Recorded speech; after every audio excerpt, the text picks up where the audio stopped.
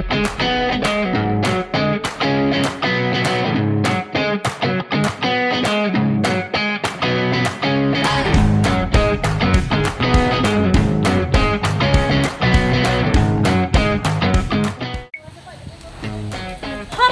perkenalkan nama saya Dwi Arianti Barusimamura.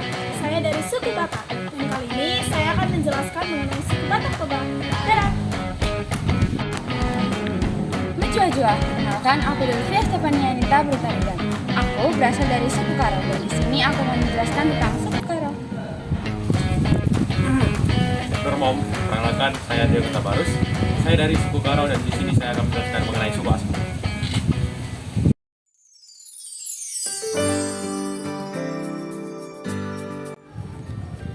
Horas, mungkin teman-teman sudah tidak asing lagi dengan sapaan tersebut. Itu merupakan sapaan yang berasal dari Batak Toba yang memiliki arti sebagai harapan. Batak Toba merupakan suku terbesar di Indonesia dan menjadi urutan ketiga setelah suku Jawa dan suku Sunda. Suku Batak memiliki 6 subsuku dan kali ini aku akan membahas mengenai suku Batak Toba. Menurut masyarakat Batak Toba, nenek moyang mereka bernama si Raja Batak yang berasal dari Cianjur mula-mula di sekitar Danau Toba. Dari keturunannya inilah terbentuk berbagai marga dan kelompok Batak. Dan teman-teman, sejarah ini menjadi bagian penting dalam struktur sosial masyarakat Batak. Dulu, agama yang dianut oleh suku Batak adalah agama Parmalin. Agama Parmalin adalah agama yang meyakini satu Tuhan sebagai pencipta alam semesta yang disebut sebagai Mula Jadi Nabolon yang artinya sang awal penjadi yang agung. Sekarang, seiring berjalannya waktu, mayoritas suku Batak menganut agama Kristen dan tak sedikit juga suku Batak menganut agama Islam atau agama lainnya. Selanjutnya adalah mata pencarian suku Batak Toba. Batak Toba umumnya memiliki mata pencarian bertani, beternak, dan berdagang. Di daerah pegunungan, umumnya masyarakat itu memiliki mata pencarian adalah bertani. Selanjutnya adalah tarian tradisional dari suku Batak Toba. Tarian tradisional dari suku Batak Toba yang paling terkenal adalah tarian Tortor. Tortor adalah tarian seremonial yang disajikan dengan musik gonggam. Secara fisik, Tortor merupakan sebuah tarian, namun makna yang lebih dari gerakan-gerakannya menunjukkan bahwa Tortor adalah media komunikasi. Melalui gerakan-gerakan yang disajikan, Tortor menjadi media komunikasi antara partisipan upacara. Bahasa tradisional yang digunakan oleh masyarakat Batak Toba adalah Hata Batak Toba.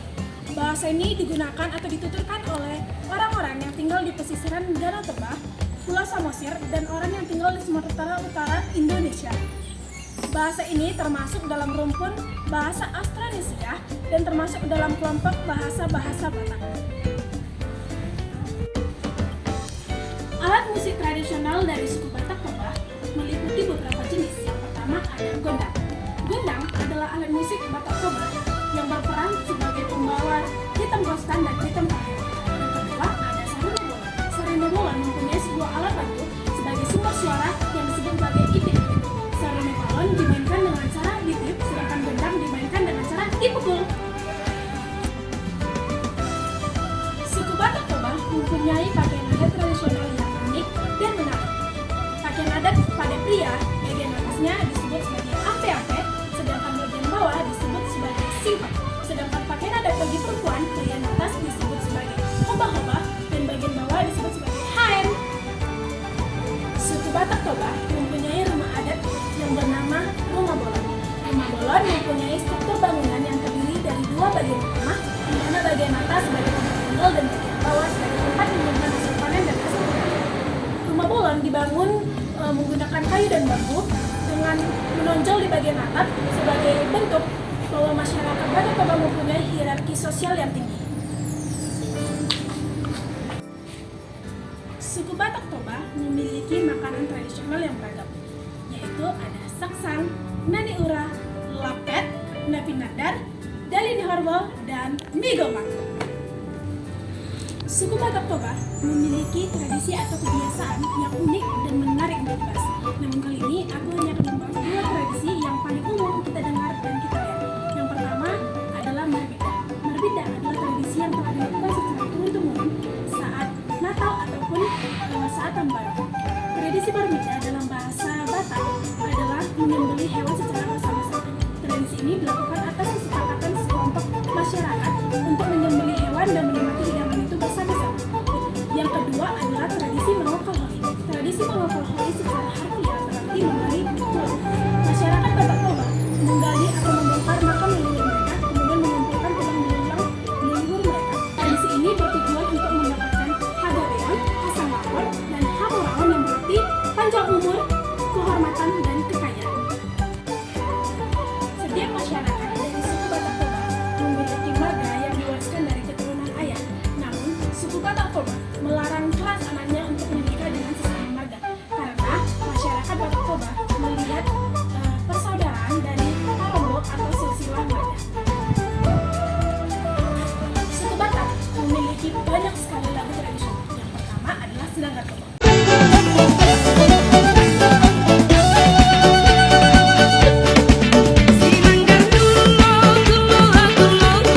Sedangkan Tua menceritakan tentang seorang pria perjaka yang harus menuruti keinginan ibunya. Di mana ibunya menginginkan agar putranya mendapatkan prestasi dari keturunan Tobing yang merupakan paribannya.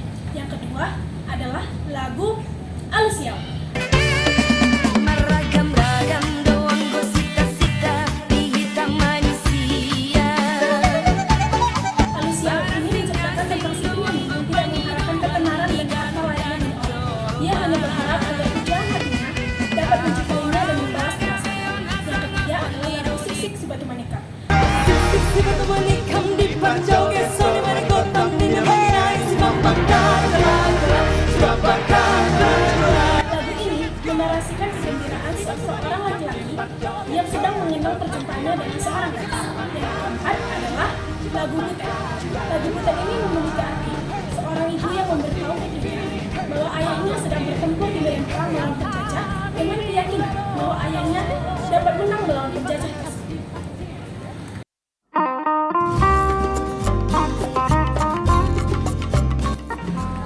Suku Karo adalah salah satu suku yang mendiami dataran tinggi Karo yang ada di Sumatera Utara. Suku Karo dianggap sebagai salah satu keturunan bangsa Proto-Melayu yang tiba di pantai timur Sumatera. Dari pantai timur tersebut, mereka bermigrasi ke daerah Pangkalan Berandan ataupun Langkat, kemudian bermigrasi ke Belawan, dan akhirnya tiba di dataran tinggi Karo.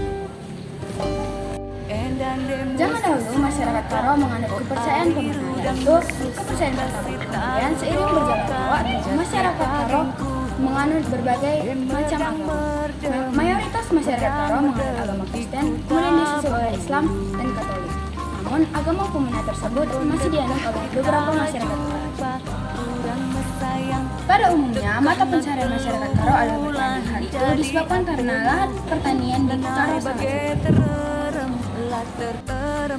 Suku Karo memiliki berbagai jenis tari-tarian, yang dimana tujuan dan maknanya berbeda-beda.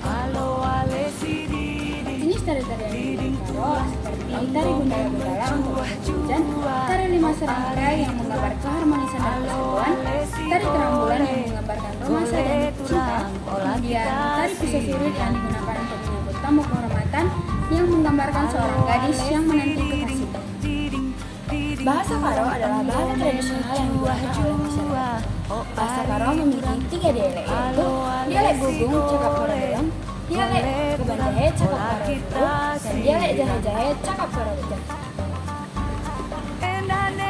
Alat musik tradisional Karo meliputi sarungan yang berbagai jenis gendang seperti genang singanaki, genang singendengi, dan juga genang penganak, kemudian kulcapi dan juga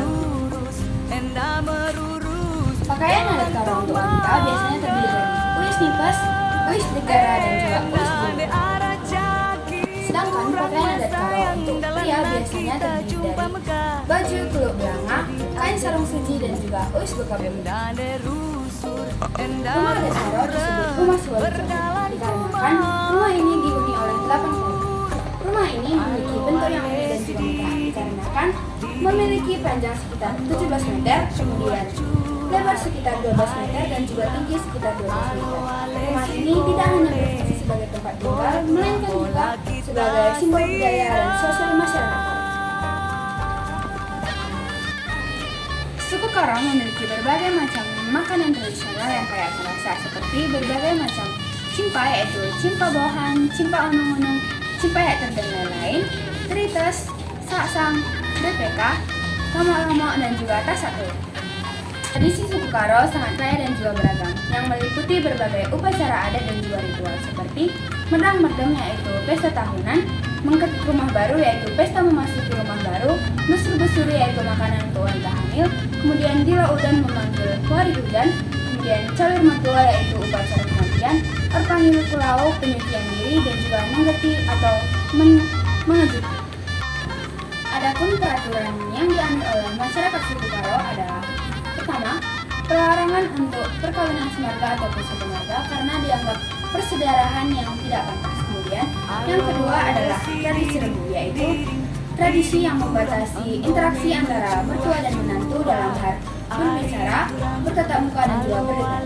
Suku Karo memiliki berbagai lagu daerah yang populer seperti Bisa Suri, Bisa suri,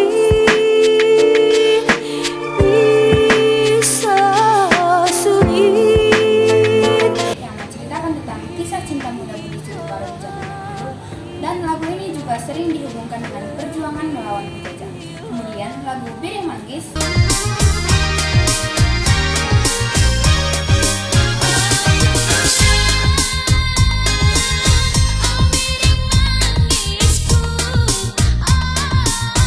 yang menceritakan tentang pertemuan seorang pria dan wanita yang membuatnya jatuh cinta. Kemudian lagu Juah-Juah, Juah-juah kita kerina Nande Bapa mulia. yang merupakan lagu selamat datang yang digunakan dalam berbagai acara suku Karo. Lagu-lagu ini sering dipentaskan dalam berbagai acara budaya dan pesta-pesta tradisional suku Karo.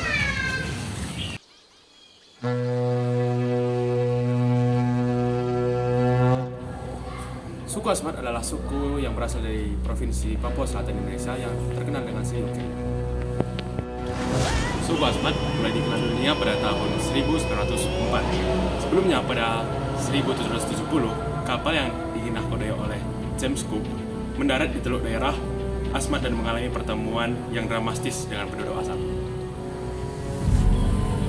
Suku Asmat menganut kepercayaan animisme, yang dimana mereka percaya bahwa alam itu memiliki roh dan mereka sangat menghormati roh nenek moyang mereka. Dan sekarang suku Asmat bermayoritas Katolik dan Kristen. Mata pencarian suku Asmat adalah bertani, perikanan, mengumpulkan hasil hutan, dan juga seni ukir. Tari yang terkenal dari suku Asmat itu ada 3. Yang pertama itu tari prap. Tarian ini sangat terkenal di suku Asmat. Biasanya dilakukan oleh para pria yang menggambarkan semangat perjuangan. Kedua, tari penyambutan. Tari ini biasanya untuk menyambut tamu atau pengunjung yang datang ke desa. Ketiga, tari ritual. Ini biasanya digunakan sebagai tarian upacara. Bahasa suku Asmat memiliki 3 dialek, yaitu Asmat Persbuk, yang kedua itu Asmat Sirat, yang ketiga Asmat Safan, dan bahasa umumnya itu bahasa Papua. Alat musik suku Asmat itu ada 2. Yang pertama itu tifa, bentuknya seperti gendang. Yang kedua itu ada fu, bentuknya seperti alat musik tiup. Pakaian adat suku Asmat dikenal sangat sederhana dan terbuat dari bahan-bahan alami. Pria Asmat biasanya menggunakan celana rubai, sedangkan wanita mengenakan rok yang terbuat dari daun sagu. Selain itu, mereka juga mengenakan hiasan dari bulu burung kasuari, hiasan hidung dari tulang babi. Rumah adat suku Asmat dikenal sebagai rumah Zeo atau rumah bujang, merupakan tempat inisiasi bagi pemuda Asmat. Rumah ini berfungsi sebagai pusat kehidupan sosial dan upacara adat. Makanan tradisional suku Asmat yang terkenal yaitu papeda, sate ulat sagu, dan sagu lempeng. Suku Asmat memiliki berbagai kebiasaan unik atau tradisi unik, yaitu mengawetkan jasad dan percaya kepada roh nenek moyang. Mereka juga dikenal dengan keramahan mereka terhadap tamu dan berbagai praktik adat dan budaya. Peraturan warga suku Asmat khususnya berkaitan dengan hak pengelolaan lahan dan sumber daya alam sangat kuat dan dipegang oleh tradisi adat. Lagu-lagu tradisional suku Asmat seperti Yang Korambiampo dan Mambo Suku. Lagu Yang Korambiampo